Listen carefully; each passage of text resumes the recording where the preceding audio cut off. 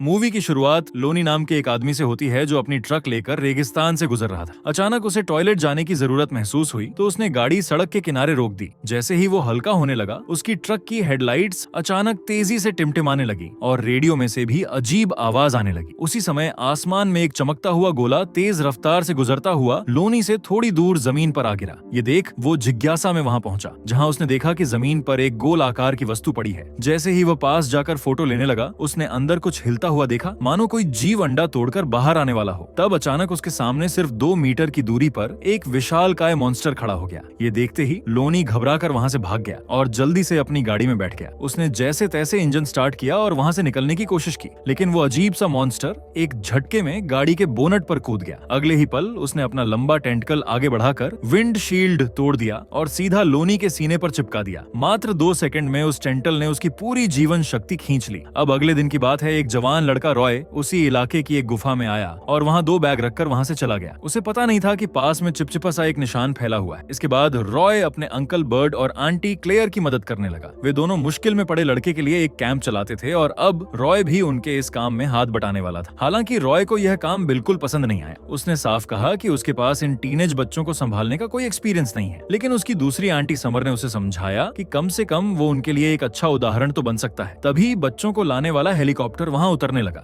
इस ग्रुप में 3 लड़के और 2 लड़कियां थीं। जैसे ही वे उतरे, ट्रैपर नाम का लड़का शुरुआत में ही बर्ड से उलझ गया, लेकिन बर्ड ने उसे जमीन पर दबा दिया। यह देखकर दूसरा लड़का लुइस चौंक गया और उसने तुरंत बर्ड को पहचान लिया। पहले बर्ड को क्रशर के नाम से जाना जाता था। बर्ड कभी मशहूर MMA फाइटर था, लेकिन एक मुकाबले में उसके विरोधी की मौत हो जाने के बाद उसका करियर वहीं खत्म हो गया था। जब लुइस ये कहानी सबको सुना रहा था तब क्लेयर हेलीकॉप्टर पायलट टॉम के पास गई। टॉम ने साफ कहा कि वह बुधवार को सप्लाई नहीं लाएगा क्योंकि पुराने पेमेंट का पैसा अभी तक बाकी है। क्लेयर ने उसे जैसे तैसे समझाया और थोड़े समय की मोहलत मांगी। आखिर में टॉम ने अनमने मन से हामी भर दी और फिर चिट्ठियां देकर वहां से चला गया। पहला लिफाफा खोलते ही क्लेयर को पता चला कि पिछले कैंप के एक बच्चे के माता पिता ने बर्ड पर मारपीट का केस कर दिया है। उधर हकिंग की तैयारी के दौरान रॉय गलती से उस टेंट में चला गया जहां कोर्टनी कपड़े बदल रही थी। ये देख रॉय ने तुरंत माफी मांगी, लेकिन कोर्टनी गुस्से से भड़क उठी। बाहर दूसरी लड़की मीका अपनी नाराजगी जाहिर कर रही थी कि उसे यहाँ जबरदस्ती लाया गया है। पास खड़े एक लड़के वेस ने भी कहा कि उसके साथ भी यही हुआ। तब क्लेयर ने बीच में बात काट दी और साफ कर दिया कि वे सब यहाँ अपने अपने माता पिता की इच्छा से आए हैं। इसके बाद क्लेयर बोलने लगी कि ये कोई साधारण समर कैंप नहीं है, ये उन टीनेजर्स के लिए एक शिक्षा कार्यक्रम है जो घर, स्कूल या पुलिस के साथ परेशानी में रहे हैं। इसलिए ट्रैक के दौरान इलेक्ट्रॉनिक डिवाइस बिल्कुल मना है। ये सुनकर सबने अपना अपना सामान जमा करना शुरू कर दिया। सामान जमा करने के बाद वे लोग पहले कैंप साइट की ओर निकल पड़े जो 20 किलोमीटर दूर था।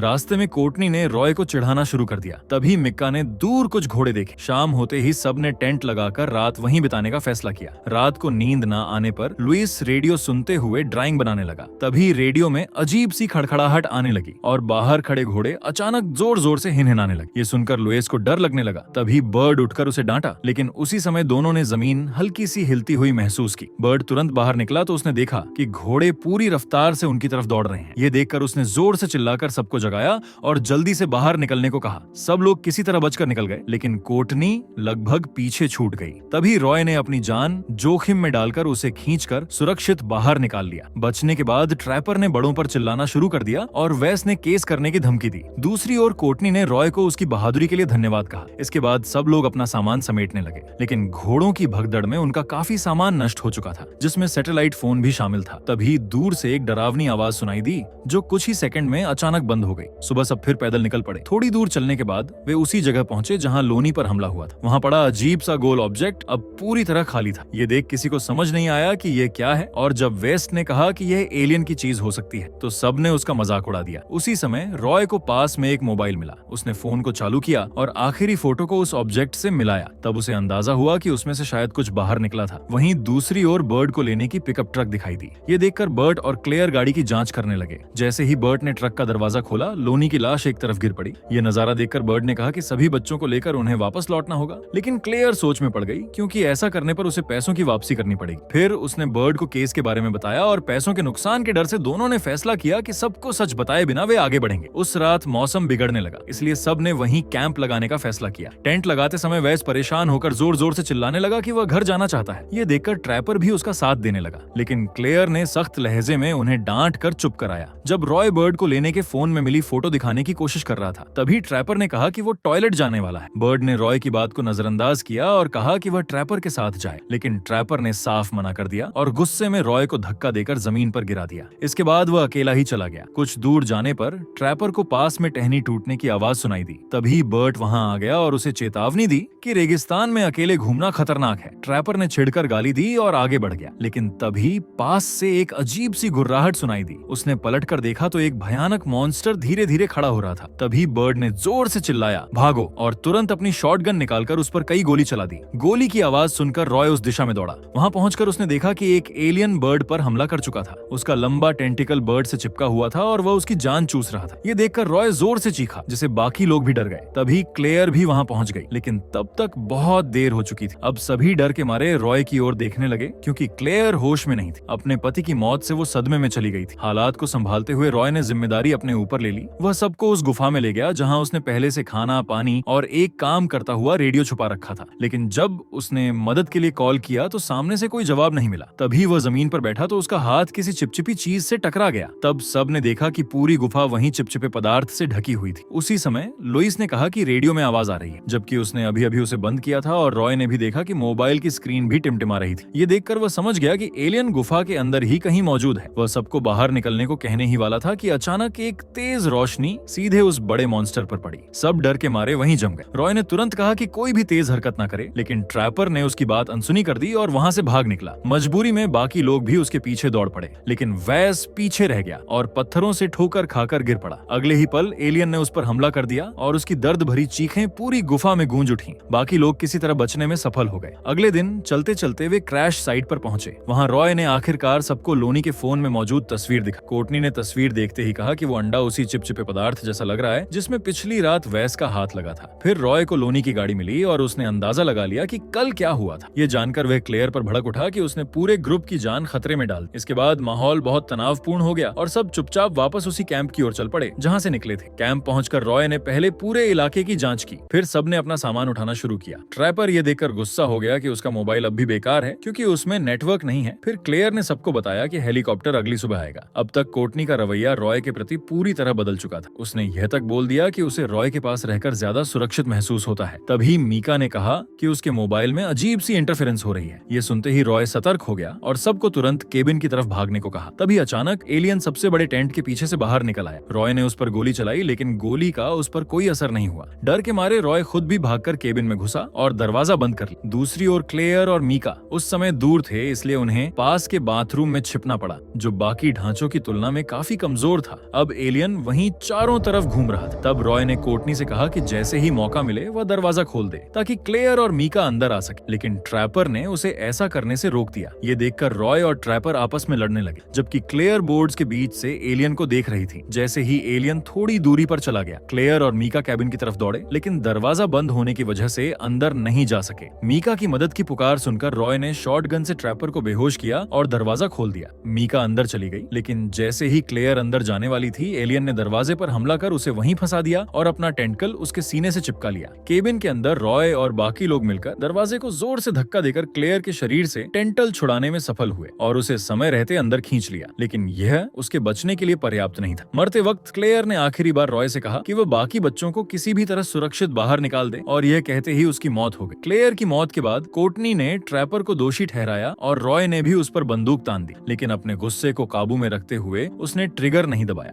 रात में रॉय और कोर्टनी पहरा दे रहे थे। रॉय कोर्टनी को बंदूक चलाना सिखा रहा था ताकि अगर कोई खतरा आए तो वह खुद को बचा सके। इसी दौरान दोनों के बीच भावनाओं की करीबियां बढ़ी और वे अनजाने में एक दूसरे को किस करने लगे। अगले दिन सभी उत्साहित हो गए जब उन्होंने हेलीकॉप्टर की आवाज सुनी। सबसे पहले लुइस ने रेडियो चेक किया कि कहीं मॉन्स्टर पास तो नहीं है। फिर सभी हेलीकॉप्टर की ओर दौड़े, लेकिन टॉम ने उन्हें रोक लिया। उसके सामने 5 हथियारबंद युवकों और कोई गाइड न होने की वजह से टॉम ने उन्हें हेलीकॉप्टर में बैठने से मना कर दिया। इसके बाद रॉय ने टॉम को पूरी कहानी सुनाई। ये सुनकर टॉम को झटका लगा कि क्लेयर और बर्ट मर चुके हैं। यकीन न होने की वजह से वह खुद जाकर स्थिति देखने चला गया। थक चुके रॉय ने टॉम की तरफ बंदूक तानी और उसे हेलीकॉप्टर लौटने के लिए मजबूर किया। टॉम ने बताया कि हेलीकॉप्टर में सामान है जिसे पहले उतारना जरूरी है, क्योंकि हेलीकॉप्टर ज्यादा वजन नहीं उठा सकता। फिर ट्रैप को छोड़कर बाकी सभी जल्दी जल्दी सामान खाली करने में मदद करने लगे। जब हेलीकॉप्टर में सभी चढ़ गए तो सभी को थोड़ी राहत मिली, लेकिन जैसे ही हेलीकॉप्टर उड़ान भरने लगा, अचानक उसे झटका लगा। टॉम को लगा कि शायद वजन अभी भी ज्यादा है, लेकिन लुइस को समझ में आ गया कि समस्या कुछ और है। तभी रेडियो में इंटरफेरेंस शुरू हो गई और हेलीकॉप्टर पर कुछ टकराने की आवाज सुनाई दी। तभी मॉन्स्टर दरवाजा तोड़कर मीका पर हमला कर देता है और उसका सेक्शन कप उसके शरीर से चिपक जाता है, जिससे हेलीकॉप्टर घूमने लगता है। ये देखकर ट्रैप नीचे कूद गया और रॉय भी बाकी सबको ऐसा करने के लिए कहता है और मीका को छुड़ाने की कोशिश करता है। जब रॉय को एहसास हुआ कि मीका को बचाना संभव नहीं है तो वह भी हेलीकॉप्टर से कूद गया। इसी बीच मॉन्स्टर ने टॉम को अपनी पूंछ में फंसा लिया। फिर भी टॉम ने आखिरी सांस तक हेलीकॉप्टर उड़ाया और अंत में उसे मॉन्स्टर के साथ पहाड़ से टकरा दिया, जिसे जोरदार धमाका हो। विस्फोट के बाद भी टीनेजर्स का डर इतना गहरा था कि उन्हें यकीन ही नहीं हुआ कि वह चीज सच में मर गई है। अब वे रेगिस्तान में फंस गए थे, बिना किसी गाइड और गाड़ी के। ये देखकर रॉय ने तय किया कि बाकी 3 जीवित बचे बच्चों को वो अपनी दूसरी आंटी यानी समर के घर ले जाएगा। रास्ता लंबा था और ट्रैप अभी भी शिकायतें करता रहा और खुदगर्जी दिखाता रहा। उसकी बकबक सुनकर रॉय ने कहा कि उसके पास केवल 2 रास्ते हैं, या तो सबके साथ चलो या पीछे रहकर उस मॉन्स्टर का शिकार बनो। जैसे ही रॉय आगे बढ़ा, ट्रैप ने पीछे से लकड़ी उठाकर उस पर हमला करने की कोशिश की। फिर दोनों रेत में लड़ने लगे और आखिर में रॉय ने जीत हासिल की। तभी कोर्टनी ने रॉय का हाथ पकड़कर लड़ाई को रोक दिया। इसी बीच एंड स्मर अपने ट्रैक्टर चला रही थी। वह शॉक हो गई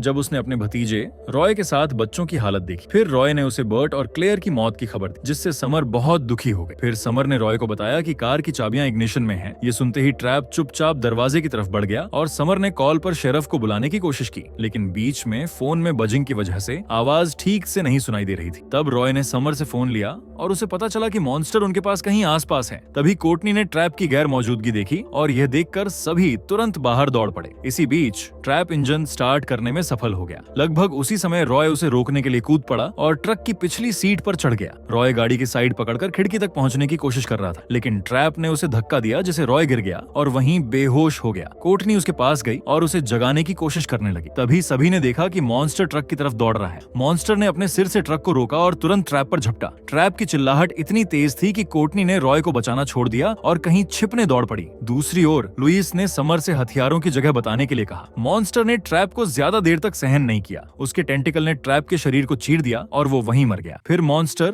धीरे धीरे गैरेज की ओर बढ़ा, जहां कोर्टनी एक कोने में छिपी हुई थी। थोड़ी देर बाद लुइस और समर हथियारों के साथ वहां पहुंचे, लेकिन कोर्टनी और मॉन्स्टर दोनों कहीं दिखाई नहीं दे रहे थे। जब रॉय होश में आया, उसने सीधे कोर्टनी के बारे में पूछा। समर के पास कोई जवाब नहीं था और रॉय उसे ढूंढने के लिए जाना चाहता था। समर ने उसे रोकते हुए कहा कि शेरफ रास्ते में है, लेकिन रॉय इंतजार नहीं करना चाहता था, इसलिए समर ने उसे लड़ाई की तैयारी में मदद की। लुइस ने भी मदद की और उसे एक फावड़ा और 2 घर पर बने बम दिए। साथ ही चेतावनी दी कि फ्यूज 20 सेकंड लंबा है। फिर रॉय ट्रक लेकर तेजी से उस गुफा की ओर बढ़ा जहां मॉन्स्टर छिपा हुआ था। जैसे ही वह गुफा के पास पहुंचा, उसने खून के निशान देखे। टॉर्च लेकर अंदर बढ़ते हुए वो किसी चीज पर ठोकर खाकर गिर गया। वो वैस का बचा हुआ शरीर था। थोड़ी देर और अंदर बढ़ने पर उसे कोट नहीं मिली, लेकिन उसका शरीर चिपचिपी स्लाइम में फंसा हुआ था और एक बेबी मॉन्स्टर उसका लाइफ फोर्स चूस रहा था। तभी रेडियो अचानक सिग्नल देने लगा, जिसका मतलब था कि मॉन्स्टर अब पास आ रहा। ये देख रॉय अपनी बंदूक बेबी मॉन्स्टर पर रखी और ट्रिगर दबा दिया और कोर्टनी तुरंत आजाद हो गई। इसके बाद वे दोनों वहां से तेजी से भाग निकले। जब मॉन्स्टर वहां पहुंचा और अपने मरे हुए बच्चे को देखा तो वह गुस्से में आ गया। रॉय गुफा के बाहर निकलते ही उसने एक बम फेंककर मॉन्स्टर को रोकने की कोशिश की, लेकिन मॉन्स्टर फिर भी बाहर आ गया और उनका पीछा करने लगा। उधर समर और लुइस विस्फोटक जाल तैयार कर रहे थे। तभी रॉय कोर्टनी के साथ वापस लौट आया। फिर लुइस ने रॉय को पूरी योजना समझाई। तभी मॉन्स्टर आ गया और पीछे से लुइस को पकड़ लिया, लेकिन रॉय ने ध्यान भटकाकर उनकी योजना को लागू किया। मॉन्स्टर रॉय का पीछा करता रहा, जबकि समर ने लुइस द्वारा तैयार किए गए तार चालू किए। रॉय तेजी से टायर के उस पार कूदा, लेकिन मॉन्स्टर तारों में फंस गया और उसे जोर का झटका लगा। झटका लगने के बाद भी मॉन्स्टर उठ खड़ा हुआ। फिर समर ने अपने ट्रैक्टर से मॉन्स्टर को खींचते हुए उस शेड तक ले गई जहां उन्होंने बम तैयार किए थे। कुछ ही सेकंड में शेड फट गया और बड़ा धमाका हुआ, लेकिन थोड़ी देर बाद मॉन्स्टर वहां से बाहर आ गया और रॉय पर हमला करने वाला था। तभी कोर्टनी ने उस पर गोली चलाई। जैसे ही मॉन्स्टर का ध्यान भटका, रॉय ने बचे हुए बम को सीधे मॉन्स्टर के टेंटल के मुंह में डाल दिया और बम अंदर से फट गया। और इसी के साथ ये फिल्म यहीं खत्म होती है।